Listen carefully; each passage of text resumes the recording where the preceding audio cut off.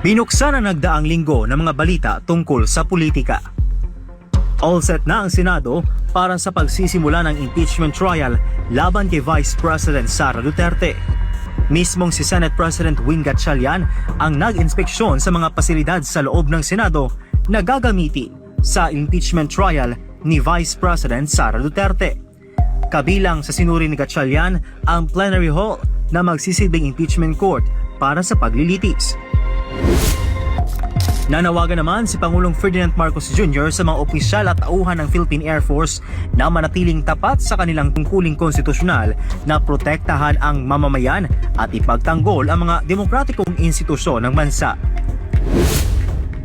Mariing itinanggi ng kampo ng pamilya Villar ang aligasyong sila ang nasa likod ng umano'y pagkaantala ng LRT-1 Cavite Extension Project.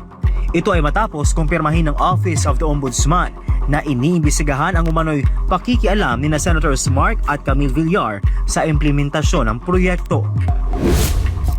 Binansagan ng Malacanang na fake news at kwentong walang basihan ang mga banat ni Senator Amy Marcos sa administrasyon ng kanyang kapatid na si Pangulong Ferdinand Marcos Jr.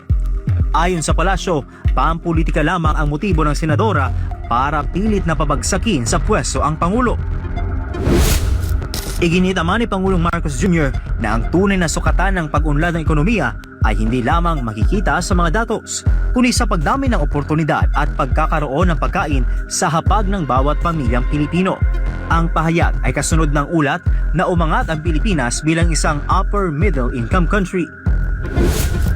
Nanindigan naman ang Office of the Ombudsman na transparency at accountability pa rin ang kanilang isinusulong sa gitna ng planong paghahain ng kaso laban kay Senator Rodante Marcoleta. Ayon kay Assistant Ombudsman Nico Clavano, on track sila sa paghahain ng kaso. Sinabi naman ni Ombudsman Boying Rimulya na walang selective justice sa kaniyang tanggapan. Samantala, mga testimonya ng ilang dating sundalo sa Brave 18 gagamitin umano laban kay dating House Speaker Martin Romualdez. Dalawang ahensya naman ng pamahalaan ang nagsanib puwersa para magbigay ng trabaho at labanan ang baha sa Metro Manila.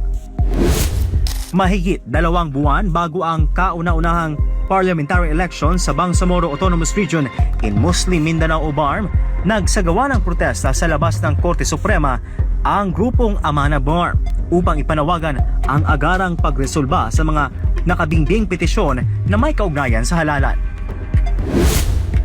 Iniimbestigahan na ng Philippine Coast Guard ang isang hinihinalang bahagi ng rocket debris na natagpuan sa baybayin ng Puyo, Palawan.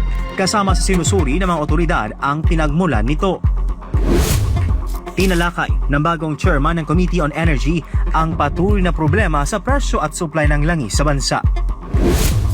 Nanawagan naman ngayon ang Muslim Alliance na huwag isama si Senator Robin Padilla sa umano'y selective justice ng pamahalaan. Ito'y kasunod ng banta na kakasuhan umano ang senador dahil sa paratang na tinulungan nito si Senator Bato de la Rosa na makatakas. At ito ang mga balitang bumuo sa nagdaang linggo. Para sa patuloy na pagbabantay sa katotohanan, manatiling nakatutok sa SMNI News.